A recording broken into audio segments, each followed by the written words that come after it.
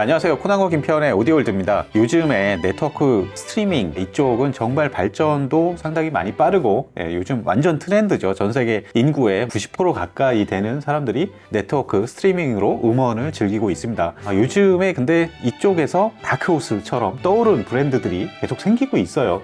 끝없이 생기고 있는데 혜성처럼 나타나서 이 분야에 상당히 호평을 받고 있는 브랜드들이 몇 있습니다. 그 중에 하나가 에버솔로예요. 김편님도 에버솔로는 많이 좀 사용을 해보셨죠? 그렇죠. 그리고 저희가 리뷰도 좀 했었고요. 그리고 또 얘네가 앰프도 또 만들고 그러면서 어떤 일관된 얘네의 어떤 특징이 뭐냐면은 최신 스펙의 어떤 부품이라든지 인터페이스라든지 규격은 무조건 어느 제작사보다 빨리 갖고 오는 것 같아요. 그렇죠. 굉장히 빨라요. 그렇죠. 그 속도가 지금 오늘 이제 살펴볼 이 모델도 지금 샘플 모델이었고 위에가 이제 강화 유리로 덮었잖아요.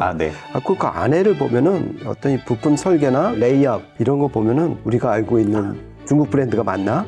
그거 정말 무섭습니다. 맞습니다. 워낙 그리고 뭐 대량 생산을 하기도 하고요. 판매하면서 이제 마진 폭을 굉장히 줄이고 후발 주자인 만큼 저변을 넓히기 위해서 굉장히 합리적인 가격대의 고성능의 제품들을 계속 막 쏟아내고 있는 그런 느낌이에요. 그렇죠. 어떤 이 투입된 물량을 보면 도저히 이제 계산이 안 나오는 그 가격표를 달고 있습니다. 그래서 저희가 예전에 리뷰를 여러 가지 했었죠. DMP 시리즈를 계속해서 리뷰를 했었습니다. A6, A8, 그 다음에 A10까지 나왔었고 플래그십까지 나온 다음에 이제 그 다음 순서는 어느 정도 예상을 했었죠. 이제 네트워크 렌더러와 DAC를 분리하는 분리형이 나오지 않겠냐 예상을 했었는데 이 T8이 나왔습니다. 그래서 오늘 이 시간에는 네트워크 렌더러 T8에 대해서 리뷰하는 시간을 갖도록 할 텐데요. 그 밑에 또 DAC Z10이 나왔어요. 그렇죠. 그거는 이번 시간에 리뷰는 안 하지만 같이 엮어서 리뷰를 테스트를 좀 해봤습니다.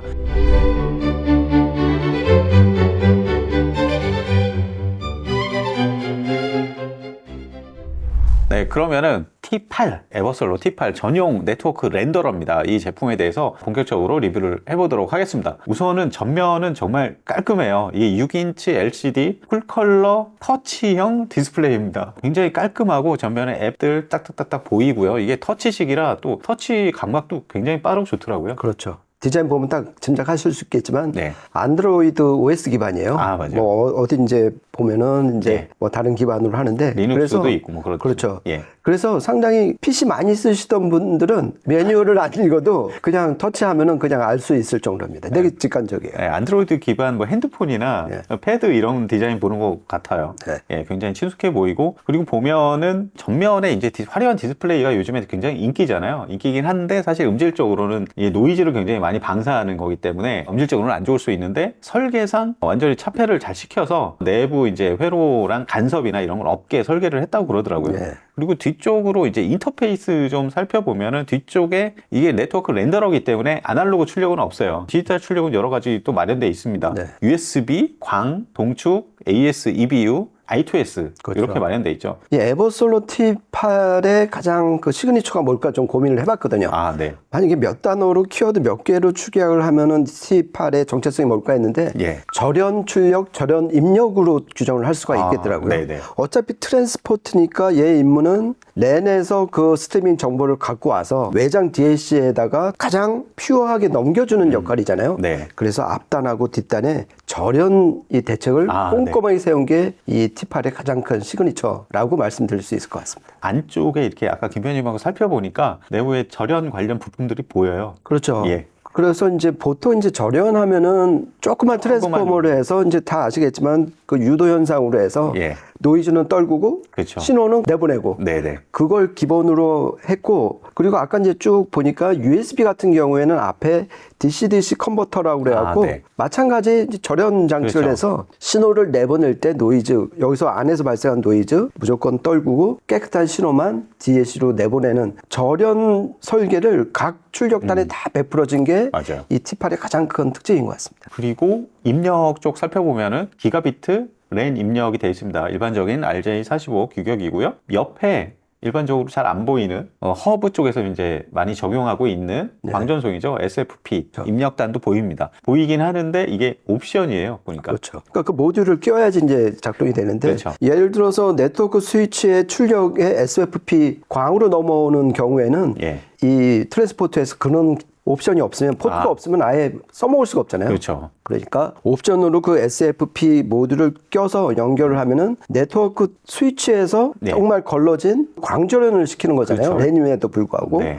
그 필요한 신호를 얘가 받아들일 수 있는 준비를 지금 해둔 게 참 네. 어떻게 보면 되게 기특한 설계인 것 같습니다. 그래서 저희가 이제 샘플로 받은 제품이 상단에 이렇게 유리 마감으로 돼 있어서 안에가 훤히 이제 보이는 그런 상황인데 내부만 봐도 오디오 좋아하는 사람들은 굉장히 좋아할 만한 그런 모습을 보이고 있고요. 셰시 자체도 그 알루미늄 합금 타입으로 해가지고 견고하고 미니멀하면서 깔끔한 그런 마감을 보이고 있습니다. 그 다음에 이제 기능적으로 이게 어떤 식으로 어떤 회로가 돌아가는지 그리고 어떤 온라인 스트리밍에 어떻게 대응하는지 뭐 그런 부분들 살펴보면 좋을 것 같아요. 아까 김 PD님이 처음에 말씀하셨지만 안드로이드 기반인데 EOS라고 자체 운영 체계로 돌아가죠. 그렇죠. 예. 이 안드로이드 OS의 가장 큰 문제로 지적이 되는 게 얘가 지 맘대로 샘플 레이트를 고정을 시켜버리는 거예요. 맞아요. 그래서 그거를 음질에 이 오디오 좋아하시는 분들이 그거로는 성이 안 차니까 그거를 바이패스하는 그 샘플 레이트를 얘네가 자체 설계를 한 거예요. 그래서 에버솔로 오리지널 샘플 레이트잖아요. 네. 그래서 그 오디오 엔진을 자체 설계를 했다.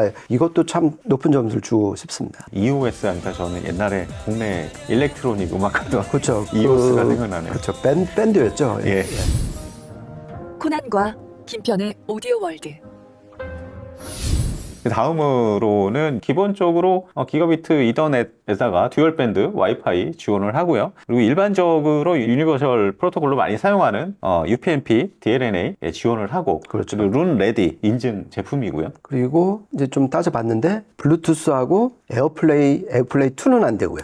네. 예, 그러니까 잘 아시겠지만은 아무래도 음질 위주로 가면은 UPnP까지는 좀 이렇게 양보할 수가 있는데, 네. 그렇죠? 블루투스나 물론 이제 블루투스 성능이 많이 좋아지긴 했지만은 그래서 좀 오디오 파일용 이 스트리밍 트랜스포트가 아닌가 그렇게 생각을 해봤습니다. 맞아요. 웬만하면 유선으로 연결해서 온라인 스트리밍을 즐겨라. 그렇게 나온 제품으로 보입니다. 그리고 온라인 스트리밍 서비스는 뭐 굉장히 방대하게 다 지원을 합니다. 뭐 타이달, 코브즈, 에어플레이, 뭐 스포티파이 다 지원을 하고 그리고 커넥트도 웬만한 거 다 지금 지원을 하고 있어요. 그렇죠. 그러니까 얘 자체 앱이 있긴 한데 그 커넥트 3개 앱이 다 되면은 그냥 다이렉트로 할 수가 있는 거죠. 뭐 그리고 룬 많이 쓰시지만은 저도 요즘 이 코브즈 커넥트가 되는 기기들이 많아져 갖고 맞아요. 룬 안 하고 그냥 다 이제 스마트폰 앱에서 코브즈로 하면은 세상 편해진 것 같습니다. 그리고 이게 APK를 통해 가지고 그걸 이용해서 자기가 원하는 그런 스트리밍 서비스나 이런 거를 자기가 스스로 다 깔 수가 있어요. 그렇죠. 예, 그런 부분들 커스터마이징 할 수 있는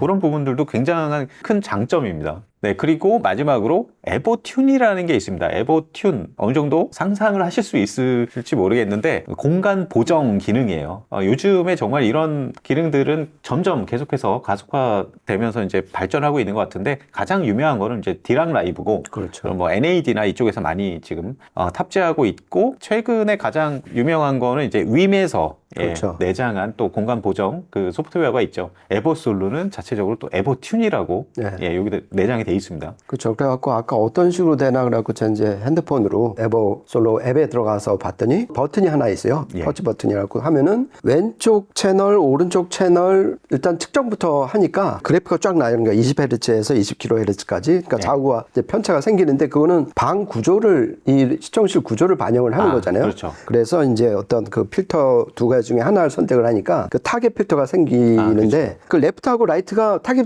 필터 그 곡선이 다를 수밖에 없어요. 왜냐하면 좌우 측정이 다르게 나왔으니까. 그렇게 해서 저희가 이제 실질적으로 적용은 안 했는데 그러니까 이 룸이 어떤 비대칭이라든지 아니면은 라이브하거나 데드한 상황이면은 적극 활용하시는 거를 추천드립니다. 요즘에는 정말 이런 공간 보정 기능들이 많이 좀 나오고 있어서, 그리고 이게 이제 윈 같은 데에서는 이름을 명칭 앞에 이제 AI라는 걸 붙였어요. 그렇죠. 예, 앞으로는 이쪽에 이런 공간 음향 보정 이게 AI랑 결합해서 굉장히 빠르게 발전하지 않을까 그런 생각을 해봅니다. 그렇죠. 개인적으로는 그 제넬에게 그 GLM 있잖아요. 그거를 한 달 전에 한번 작정하고 한번 해봤어요. 그런데 걔네는 온라인으로 이메일로 그 리포트를 딱 보내주는 거예요. 그렇죠. 예, 그런데 그 자료가 언제 제 시스템을 이렇게 분석을 했는지 이 룸 보정 측정과 보정 소프트웨어는 정말 많이 발전한 것 같습니다. 한번 구입하시는 분들은 꼭 에버튠도 한번 활용해 보시길 추천드립니다. 마지막으로 이제 하드웨어적인 특성들을 조금만 더 깊게 살펴보고 넘어가도록 할게요. 전기가 들어가는 모든 기기의 같은 심장이라고 할 수 있는 거는 전원부죠. 그렇죠. 예, 전원부는 보면은 위에서 보면 일단은 트랜스포머가 묵직한 게 하나 들어가 있습니다. 오디오 파일 파워 트랜스포머라고 딱 써 있고요. 코일 자체를 케이블 자체를 굉장히 또 좋은 거 썼어요. 그렇죠. 4N 순도의 동선. 그렇죠. 4N면은 이 트랜스에 쓰기는 좀 아까울 정도로 그렇죠. 예, 좀 순도가 높은 OFC를 쓰고 있고요. 네. 그리고 내부 배선도 어차피 절연을 좀 해야 되니까 그렇죠. 그래서 테플론 절연을 시킨 내부 배선을 쓴 거 보면은 네. 결국 노이즈를 얼만큼 차단을 시키느냐 예. 이것도 하나의 설계의 포인트로 보셔도 될 것 같습니다. 그리고 뭐 전원부 쪽 있는 쪽은 기판도 좀 나눠놨어요. 그렇죠. 뭐 격벽 처리까지는 안 했지만 그렇게 해서 서로 좀 간섭 현상이나 이런 것들은 최대한 막아놓은 모습이고, 그리고 클럭도 눈에 띄네요. 클럭이 2발 딱 들어가는데 펜토초 수준의 정밀도. 그렇죠. 예. 그러니까 그 지터가 이제 펜토 수준이고요. 네. 그러니까 아마 이 제 쪽에 그 두 개가 붙어 있는데 맞아요. 저는 여기서 지금 보여요. 그렇죠. 이 중국 브랜드 아큐실리콘에 그러니까 44.1하고 48에 대응하는 두 개 클럭이 45메가하고 49메가 정도 되는 클럭을 이제 두 발을 장착을 해서 어차피 기준점이 명확해야지 트랜스포트를 그렇죠. 할 때도 상당히 정확한 신호를 보내줄 수가 있는 거잖아요. 네. 그래서 기본은 클럭인데 고정밀 클럭을 네. 주파수별로 하나씩 마련을 해놓고 있습니다. 그리고 내부 설계에서 먼저 이제 김 편집이 말씀하셨는데 절연 부분, 그 부분을 굉장히 많이 신경 쓴 그런 그렇죠. 모습을 보이고 있습니다. 그러니까 이 트랜스포트, 특히 이제 스트리밍 트랜스포트 급에 따라서 결과적으로 청감상으로는 배경이 조용해지는 걸 많이 느끼잖아요. 그렇죠. 그러니까 좀 이렇게 비싼 거, 설계가 잘 된 거를 앞단에 붙이고 DAC로 연결을 하면은 그 급이 올라갈수록 되게 뒷배경이 조용해지는 걸 느끼는데 네. 그게 가장 그 키포인트가 그 절연으로 노이즈를 떨궈내는 거잖아요. 네. 그런 면에서 입력도 그렇고 출력도 그렇고 이 T8이 상당히 신경을 쓴 것 같습니다. 거기다가 뭐 하나 더 말씀드리면 바닥면에 보면은 바닥면에 나사를 풀고 거기에다가 SSD를 끼워서 거기에다 음원을 내장해서 또 즐길 수도 있어요. 그렇죠. 예. 그러면 진짜 일종의 뮤직 서버가 16테라까지 꽉 채울 수 있는 서버가 하나 마련이 되는 거고, 그리고 아까 말씀을 못 드렸는데 이제 I2S 출력이 되잖아요. 그거는 이제 뭐 클럭 따로 신호 따로 해서 요즘 많이 각광받는 인터페이스인데 그 I2S의 문제가 코나님도 아시겠지만은 기기마다 지금 인터페이스가 통일이 안 됐었잖아요. 예, 오디오 쪽은 뭔가 표준화된 규격이 정말 몇 개 그러니까 없어요. 핀별이 지금 다 달라갖고 그래서 이제 호환성에 문제가 있었는데 얘는 그 출력을 8가지 모드 중에서 선택을 할 수가 있어요. 그러니까 맞아. 이 DAC 쪽하고 만약에 이제 그걸 딱 맞춰서 그 출력 모드를 선택을 하면 I2S를 제대로 쓸 수가 있게 되는 거죠. 그렇죠. I2S 지원하는 이제 DAC가 있어야 되는 건데 그렇죠. 그 DAC를 사용한다면은 I2S가 굉장히 음질적으로 좋을 수밖에 없는 그런 구조를 가지고 있습니다. 그것도 한번 활용해 보시면 좋을 것 같고요. 그럼 전반적인 기술적인 설명은 여기까지 하고 과연 퍼포먼스 어느 정도의 퍼포먼스가 나올지 레퍼런스 시스템에서 테스트를 한번 해봤습니다. 테스트에 사용한 시스템 설명드리면 당연히 이제 에버솔로 T8을 사용을 했고요. DAC는 DAC Z10을 사용했습니다. 이 밑에 있는 이거 사용을 했고요. 앰프는 아크페이즈 E5000 사용했고 스피커는 레포트 테크놀로지스의 아트리아를 사용을 했습니다. 녹음은 3곡을 했습니다. 이어서 한번 들어보시죠.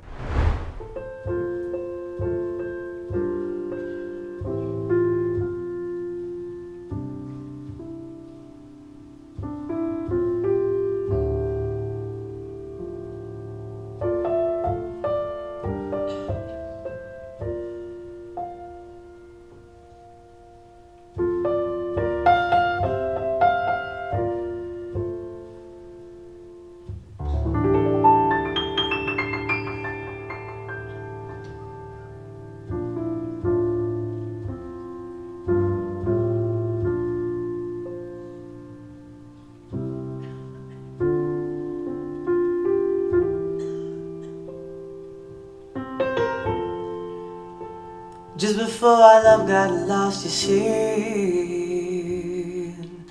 I am as constant as it once started. Constantly in the darkness, where's it at? If you want me, I'll be in the bar.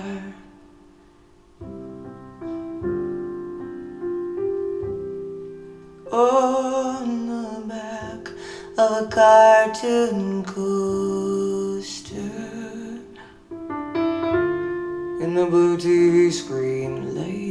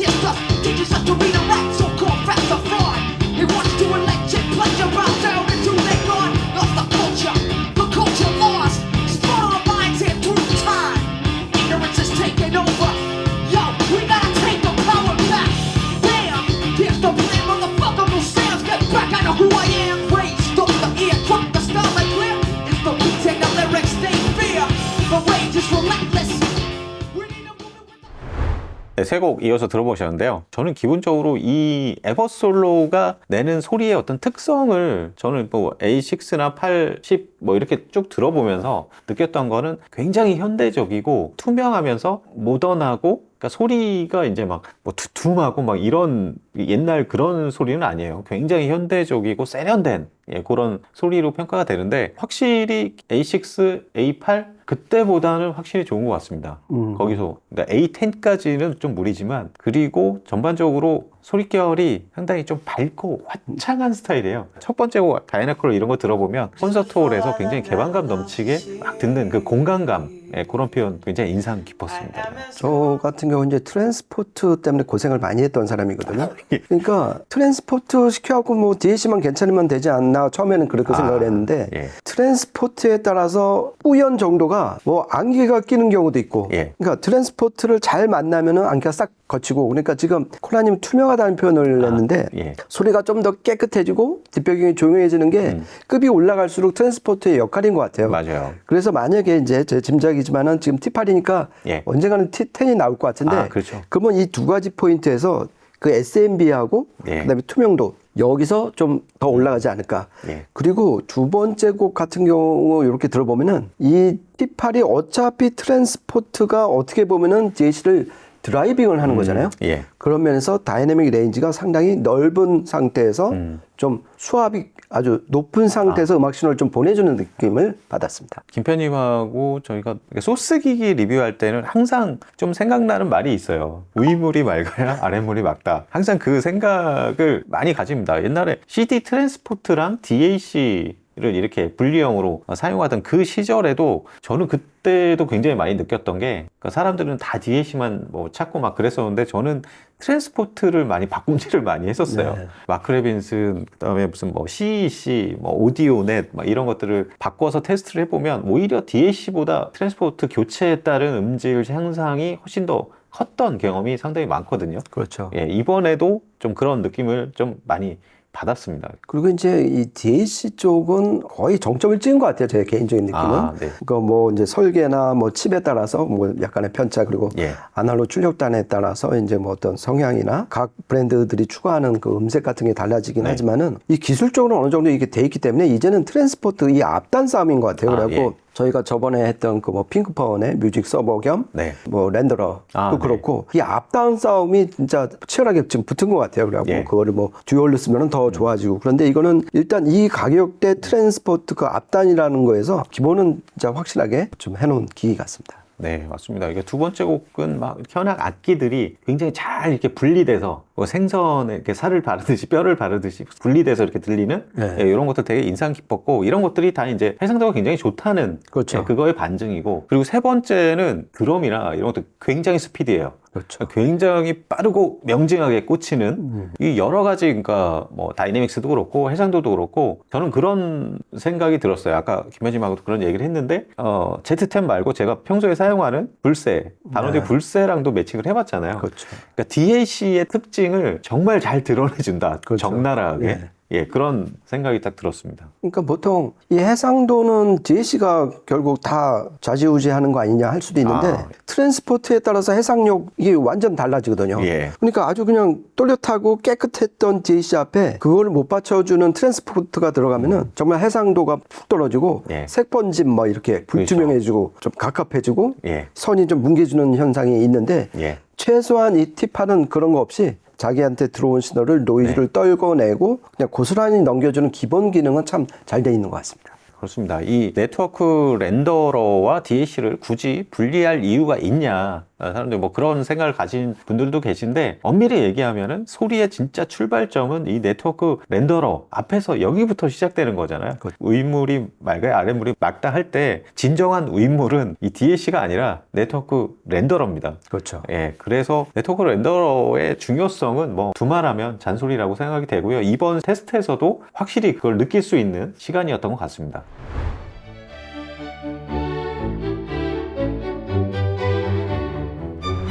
저희가 준비한 시간은 여기까지고요. 다음에 또 재밌는 이야기로 찾아뵙도록 하겠습니다. 지금까지 코난과 김편의 오디오 월드였습니다. 감사합니다. 고맙습니다.